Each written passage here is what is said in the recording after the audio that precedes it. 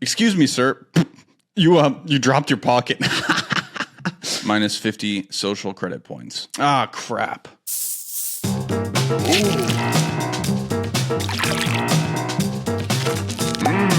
Privacy Academy with Eric Meter. For the last 250 years, America has been seen as the pinnacle of freedom throughout the world. How could a country like America lose its freedoms? Have you noticed how much the world has changed in the last 10 years, or even in the last 5? We're in a rapid phase of change. And if you're shocked by the last 10 years, you'll be dumbstruck by what is coming in the next 10 years. With the advances of technology, especially AI, we will see a completely different world. That's because the Chinese social credit system is coming to the West. And before I go further, I want to say that this is a very heavy topic. It's dark and it's also scary. I constantly have to work to stay in balance when focusing on this stuff because, like I said, it's heavy. So when you watch this episode, I ask 2 things of you. First of all, understand that what I'm talking about is a plan, and it's not a reality yet. Awareness is a key to prevention.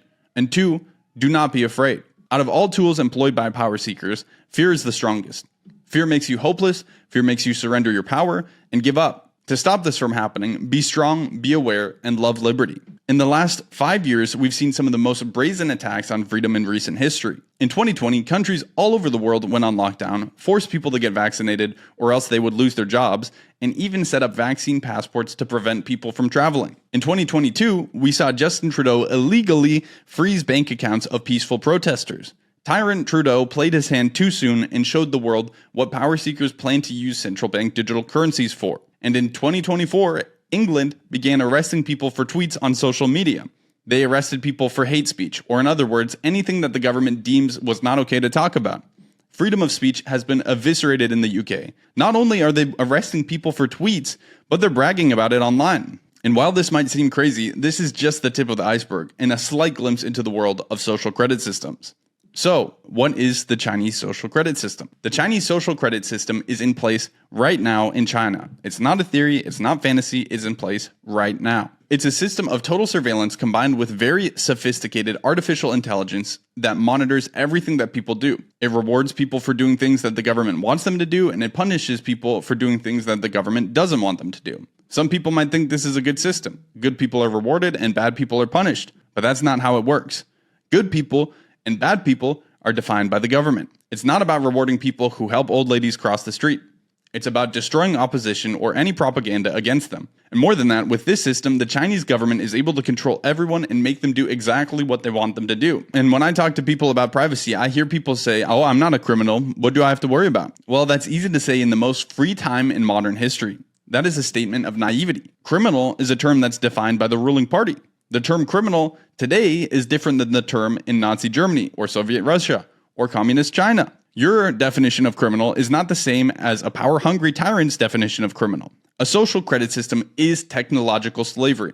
I'm not saying this to be dramatic, it is literally slavery. This system already exists right now in China, and it is frighteningly effective.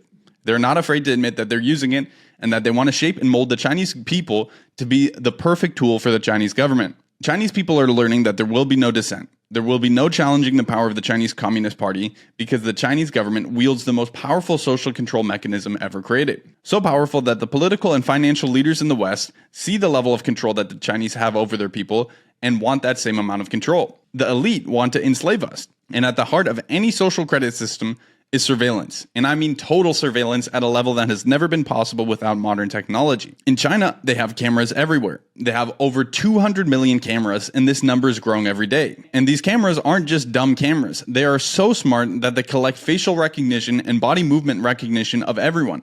And if 200 million isn't enough, of course, everyone is carrying a phone in their back pocket. Their phone is one of the biggest surveillance tools of the government. Your phone also has a camera with Face ID, microphones, and GPS. It also knows who you talk to, what you search, what websites you visit, what you read, how much money you have, and what you type. It goes even further than that too. With the level of technology that exists now, the camera on your phone can watch your eye movement and make sure that you're actually reading the text on your screen. And it can read your facial features to determine your emotional reaction to what you're reading and seeing. It has a perfect profile on you. Their end goal is to know everything about every person in real time. You've heard the saying that information is power, right? Well, with total surveillance and artificial intelligence, they have more information than any country has ever had on its people. And I'm not surprised that China is the first country to ever release a social credit system, Mao's identity politics are a clear predecessor. So here's a very important point. If a country or company has information about you, they have power over you. So now we're talking about almost total information on every person in society. This is tremendous power. Think about it. If they hold your money in a central bank digital currency and they constantly know where you are, who you associate with, and can predict what you believe about almost anything based off of all the information they gather on you, you become powerless to them. So you might wonder, what will they do with this power? Of course, they will do what every other power seeker has done throughout human history. They will use this power to control people in order to protect their power. Let me show you how this is done in China.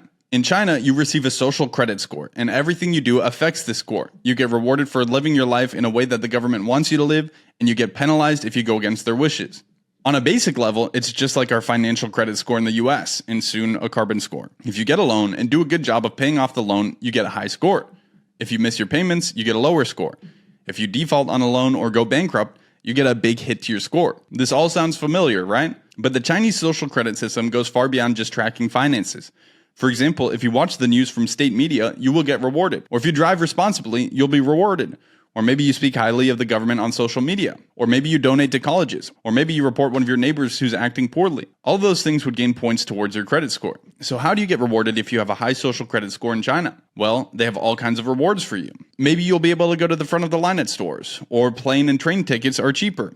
At airports, you can sit in the first class lounge. You'll be the first to board and you get upgraded to the best seats. Or maybe you get a loan to start a business or to buy homes and cars with no money down on the best loan terms. You can get preference in promotions, you get better jobs, and you can even work for the government, which in China is the best job that you can get. You can get your kids into the best schools, and you can even get on the best dating websites. So you can see it's really desirable to get a high social credit score. Your life becomes much better, and you get a lot of respect and prestige from the community. Now let's take a look at the other side. If you read alternative news that goes against state media, you will be punished. Or if you spend too much money or time on entertainment like video games, casinos, or alcohol, you'll be punished. Or if you spend too much time on social media, you'll also be punished. These are just a small fraction of things that will lose you points. There are also serious offenses like donating to a cause that the government doesn't like, or complaining about something that the government does wrong, or if you remind someone about the Tiananmen Square massacre, or if you associate with someone with a low score. And if your score falls too low, you'll have to attend lectures and re-education to learn how to get your score up. You will have visits from government officials. Your career will suffer. You may not get hired. You may even get fired from your current career. Your internet will be throttled. You won't be able to stay in the best hotels. You won't be able to rent a good apartment. And of course, it'll be harder to get loans, get accepted into schools.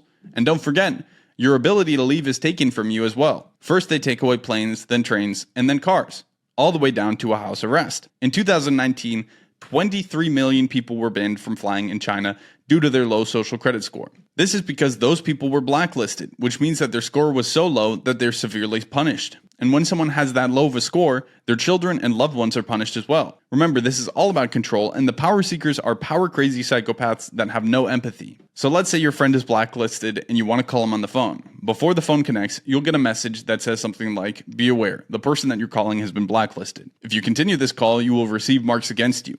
Are you sure you want to complete this call?" If you become blacklisted, you will lose all of your friends and even your family, because if they associate with you, they will get hurt. The goal of the Chinese social credit system is to isolate people who disobey the government. If you're blacklisted, you're isolated geographically because you cannot use planes, buses, and trains. You are isolated financially because you can't get fired from your job and are prevented from ever being hired again. You will lose government assistance and the ability to take out loans.